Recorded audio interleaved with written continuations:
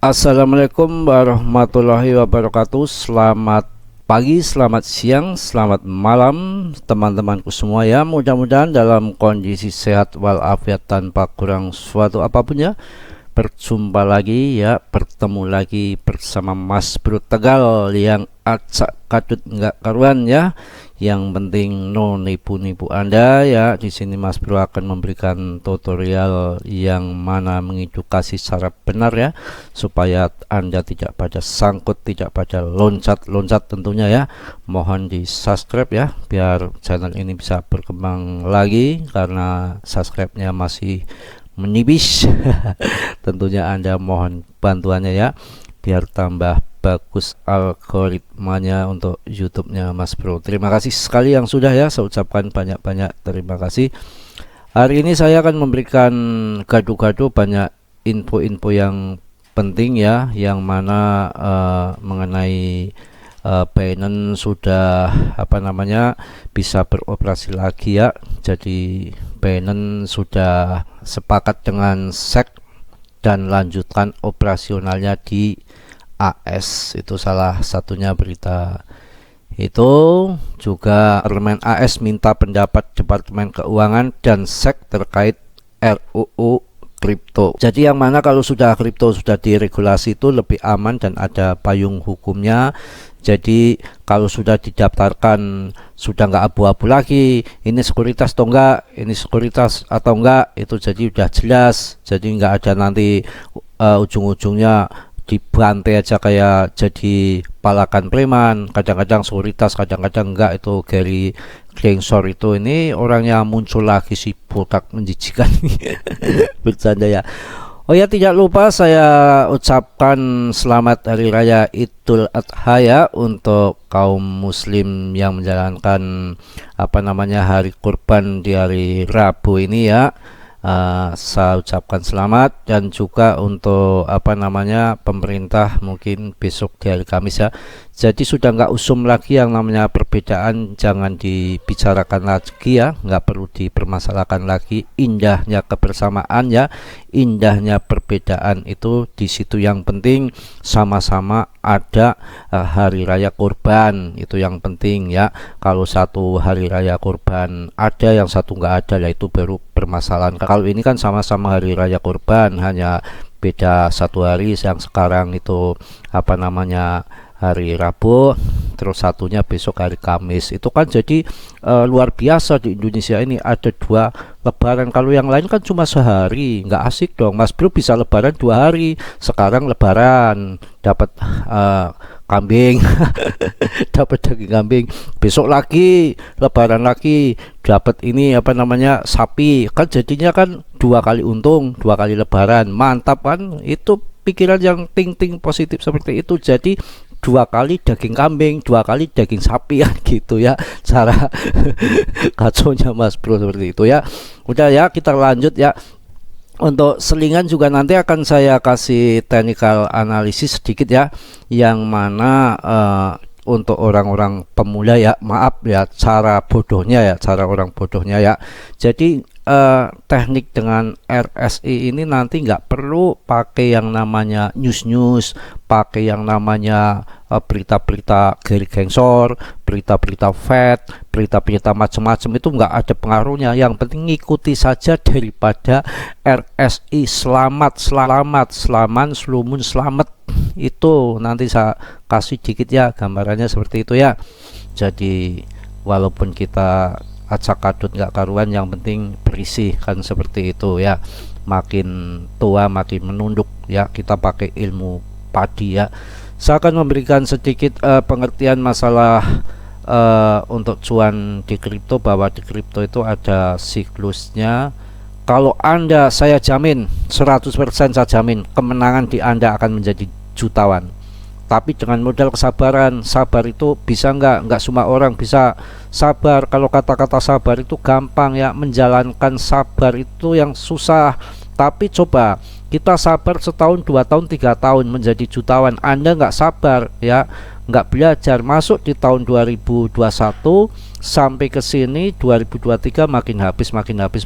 Saya yakin ya, turun terus pasti kita butuh TP rugi, butuh lagi TP rugi, butuh lagi TP rugi, makin kesini makin habis. Begitu harga di bottom longsor di tahun 2022 kemarin akhir tahun, harga BTC cuma 15.000, amunisinya sudah nggak ada, empot-empotan nggak bisa beli ya. Habis itu sekarang sudah kondisi sudah naik ya, di sudah naik di sedikit ke atas, hampir di berapa persen lah gitu ke atas ya. Sekarang begitu mau masuk dananya nggak ada, yang untuk buat masuk sekarang pinjem kan, kalang kacau, kalang kabut ya.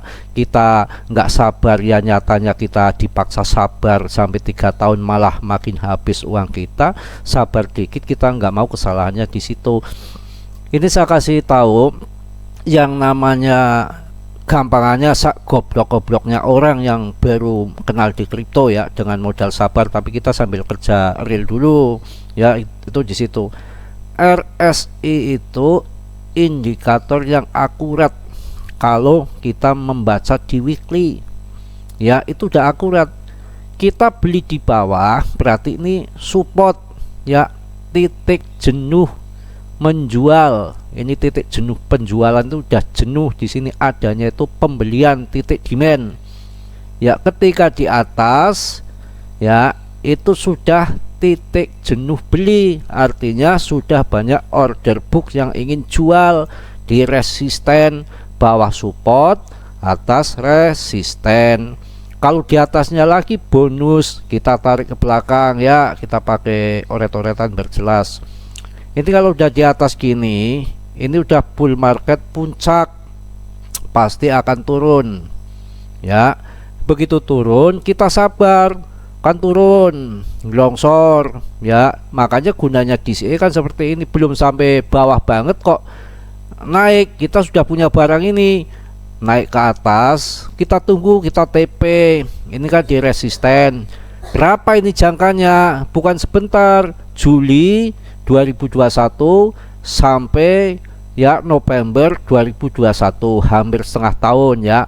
Kita setengah tahun nunggu, sabarnya minta ampun ya, dari November 2021 sampai ke bottom, sampai di bawah itu sampai Juli 22, setengah tahun lagi ya, setengah tahun lagi kita nunggu ya.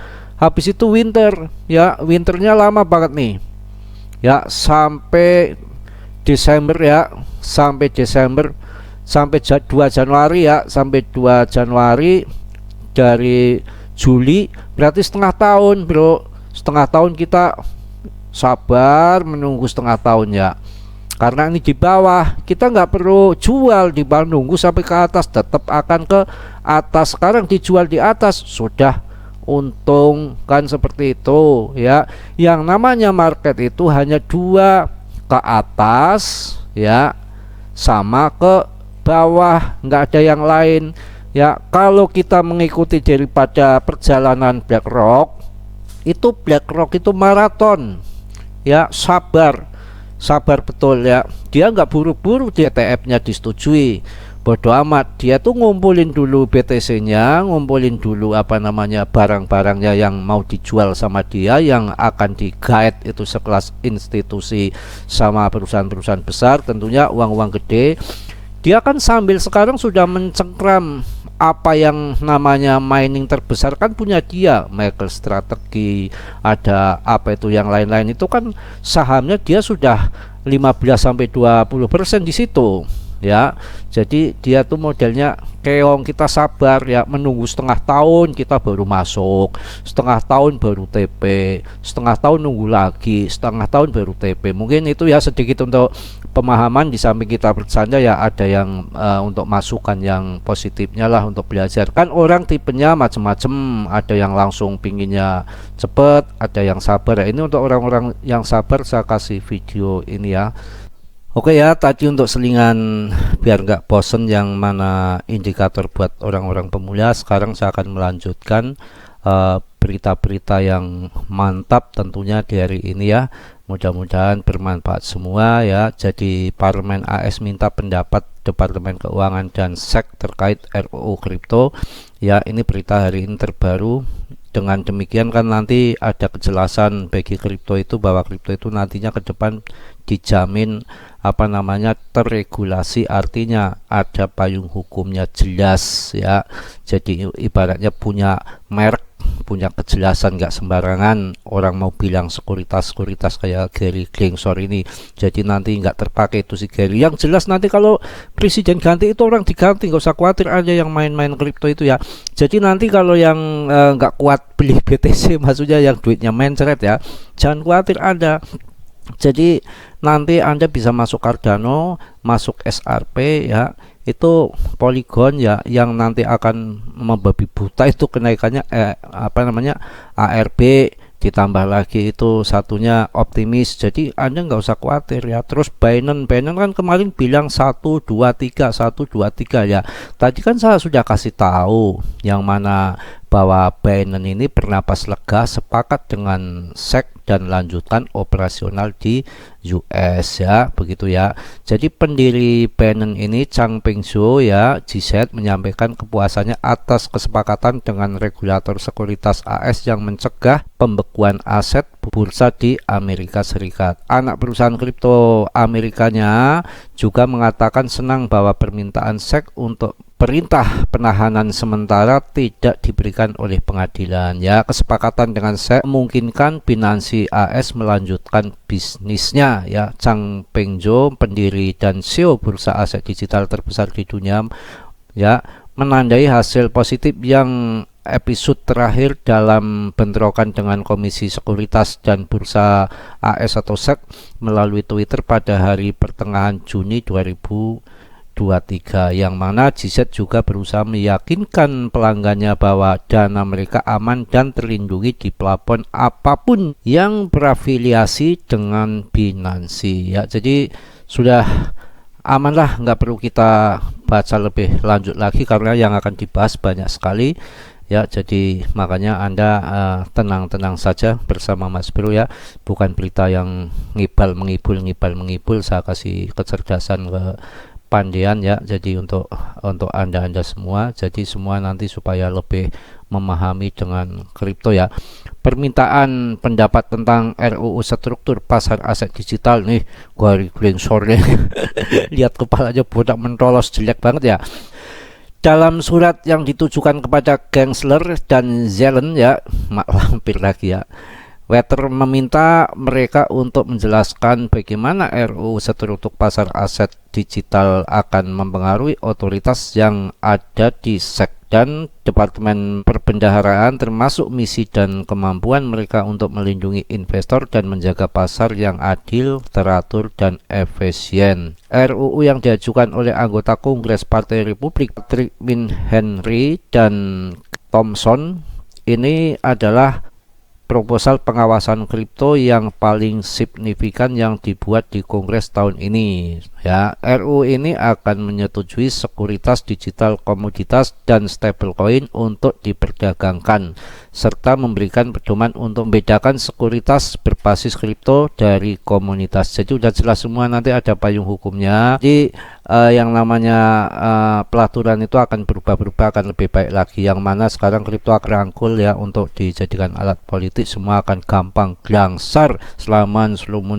tenang saja ya. Yang nggak percaya BTC nanti 2 miliar ya sana belinya token Mimin. Mimin kayak nama cewek sebelah, mem koin ya. Jadi itu berita-berita yang terbaru untuk di hari ini. Jadi Anda nggak usah cak kadut ya. Urusan yang namanya Gary Gensler SEC ini ya kayak XRP, nanti saya jelaskan. Itu barang nanti ke depan akan terbang bro. Kalau yang namanya XRP itu kan diandar undur kayak undur yang dulunya katanya bulan Juni selesai, Juli Juni, ini sekarang mundur lagi. Pokoknya sudah ditekan akhir tahun ini harus selesai. Kenapa dari dulu dialar ulur itu yang jelas sudah jelas positif menang ya, makanya hanya diundur aja ya untuk menahan supaya barang itu enggak terbang. Nunggu dulu BlackRock disetujui ETF-nya, kemudian biar lari ke kripto Bitcoin, nggak lari ke XRP. Itu pandangan Mas Bro yang bodoh aja ya, iseng-iseng aja ya. Yang mana ya semua ya memang ini orang botak ini sabar, nanti pada waktunya akan indah pada waktunya. Seperti itu ya. Jadi saya rasa udah cukup ya, yang mana hari ini momen lebaran juga untuk sebagian umat muslim ya di Indonesia, yang lainnya besok. Jadi santai-santai, slow-slow ya, menikmati daging kambing dulu ya, yang kebagian daging kambing. Kalau enggak ya beli di warung banyak ya. Mungkin hanya itu aja ya, tolong di subscribe yang belum, yang sudah saya ucapkan banyak-banyak terima kasih. Yang positifnya Anda ambil, yang negatifnya Anda buang. Yang namanya Mas Bro nggak sempurna ya, yang sempurna hanya Allah subhanahu wa ta'ala. Mungkin besok untuk di hari Kamis ya, kita libur sejenak untuk 1 hari dulu ya. Selamat Hari Raya Kurban ya. Mudah-mudahan teman-temanku semua dalam kondisi sehat walafiat tanpa kurang suatu apapun. Salam Mas Bro dari Tegal. Wassalamualaikum warahmatullahi wabarakatuh.